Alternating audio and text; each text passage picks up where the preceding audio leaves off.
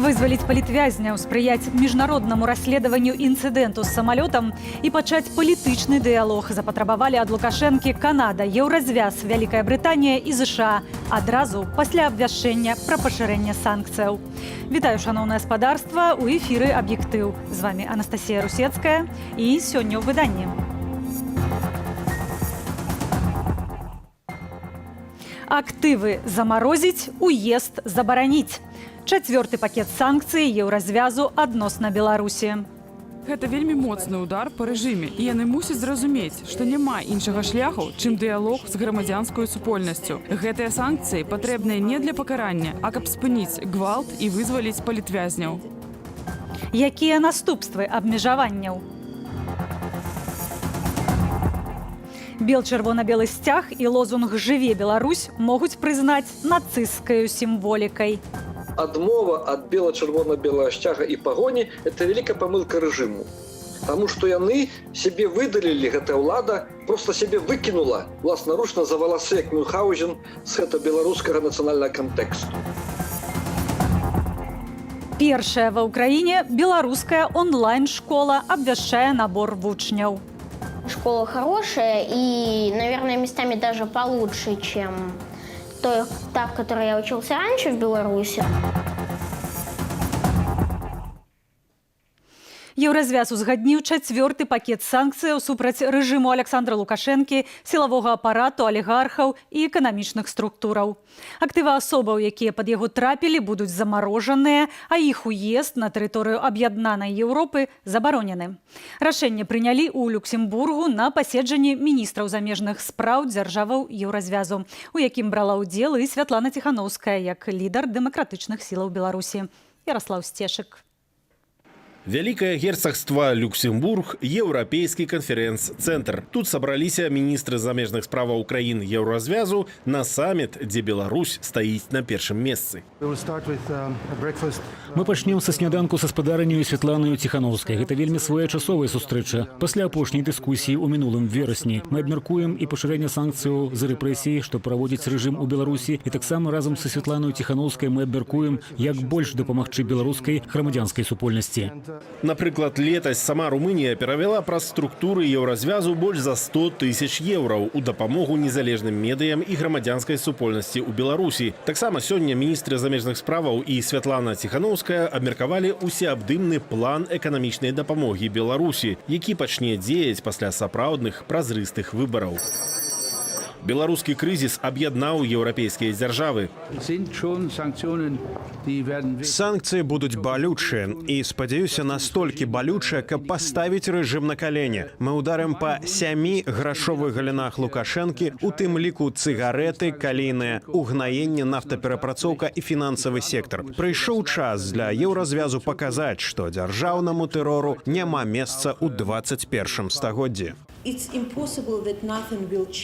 Немагчыма, каб нічога не змянілася пасля ўвядзення гэтых санкцыяў. Канешне, будзе рэакцыя рэжыму. Пазітыўная ці негатыўная, ніхто пакуль не ведае. Але гэта вельмі моцны удар па рэжыме, і яны мусяць зразумець, што няма іншага шляху, чым дыялог з грамадзянскай супольнасцю. Гэтыя санкцыі патрэбныя не для пакарання, а каб спыніць гвалт і вызваліць палітвязняў.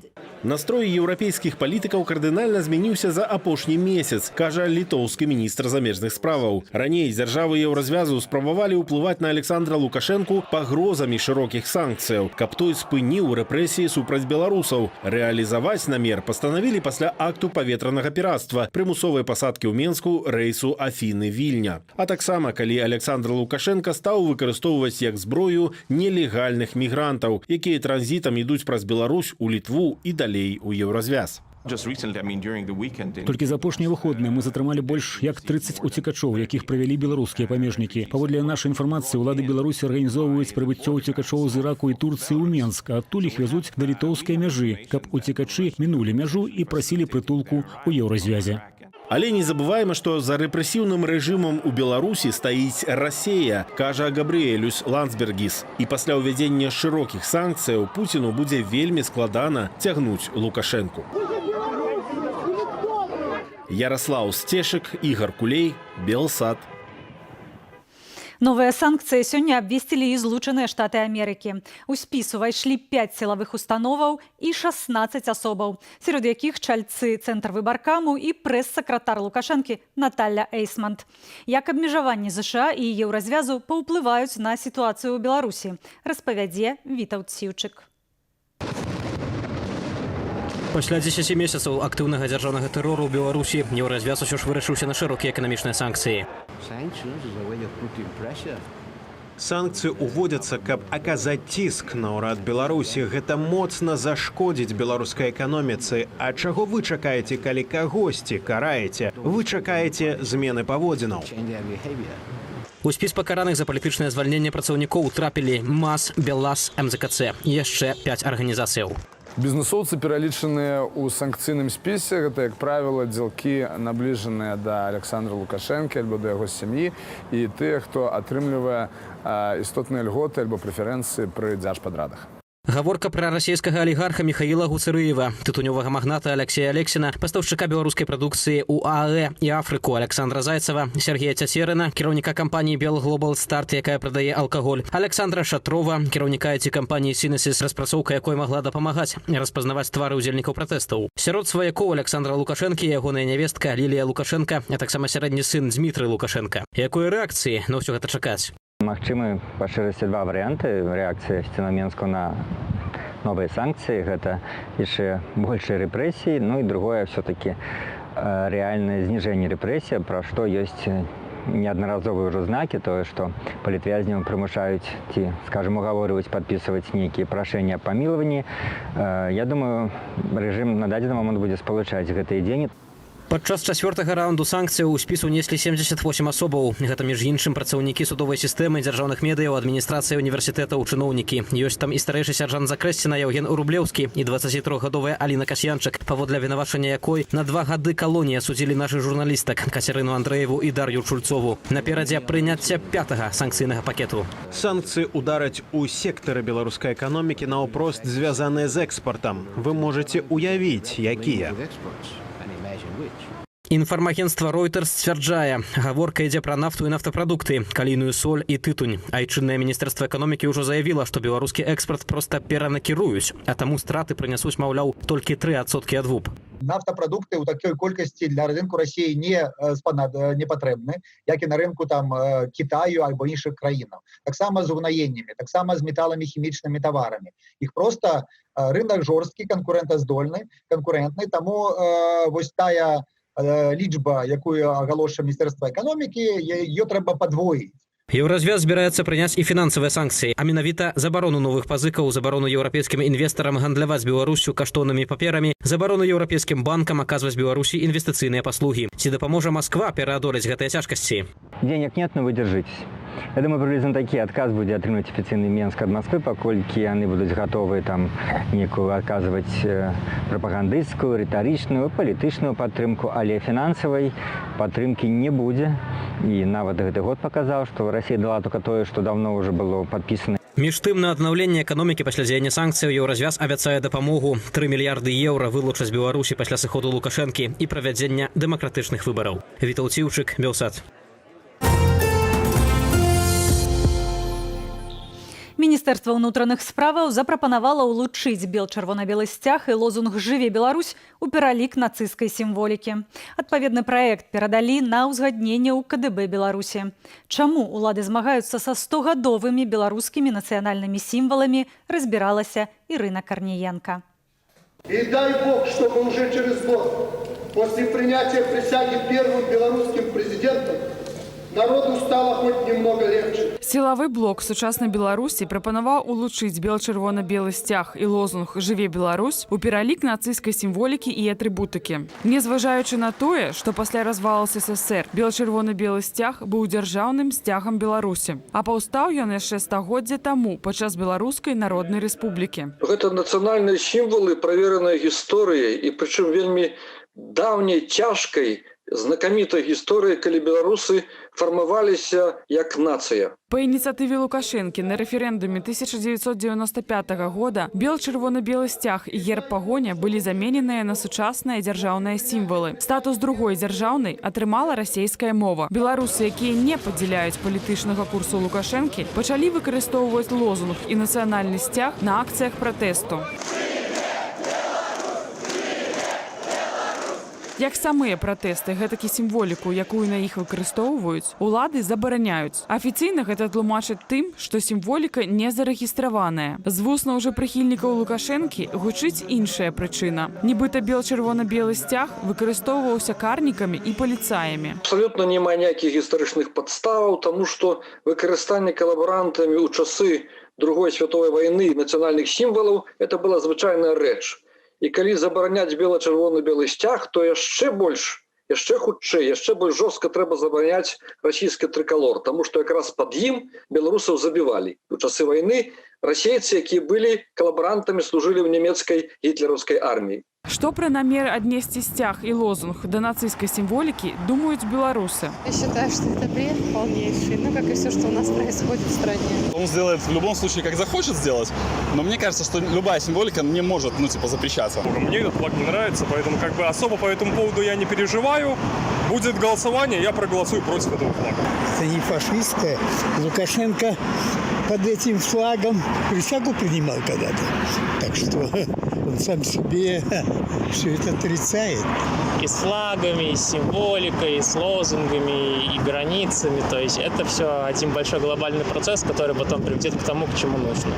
Летась дзяржава пачала караць сваіх грамадзянаў нават за спалучэнне белага і чырвонага колераў. Сёлета нацыянальны сцяг збіраліся занесці яшчэ ў спіс экстрэмісцкай сімволікі. Але такія забароны могуць толькі ўзмацніць раскол у грамадстве. Развязывание, амаль што вайны грамадзянскай у Беларусі, тому што пад санкцыі ў гэтым сэнсе тады патрапяць ці не чвэрць насельніцтва Беларусі, для якіх гэта з'яўляюцца нацыянальнымі сімваламі, якія выражаюць іхнюю ўласную ідэнтычнасць і з'яўляюцца для іх важнымі і для нейкай часткі нават такімі вельмі важнымі. Супрацьстаяць нацыянальнай сімволіцы спрабуюць таксама іншым шляхам. Праз актыўнае выкарыстанне чырвона-зялёных сімвалаў на заарганізаваных дзяржаўнымі і праўладнымі установамі імпрэзах. Ірына Карніенка, Белсат. Набор на новы навучальны год абвесціла першая ва ўкраіне беларуская онлайн-школа. Яе стварыла спявачка і актрыса Анастасія Шпакоўская, якая летась вымушана з'ехала ў Кіеў. Цяпер настаўнікі дзецям уцекачоў з Беларусі ў рэжыме онлайн выкладаюць беларускую мову, каб тыя, застаючыся за мяжою, не забывалі сваёй гісторыі ды нацыянальнай прыналежнасці. Назоўны, хто што? Родны. Родны.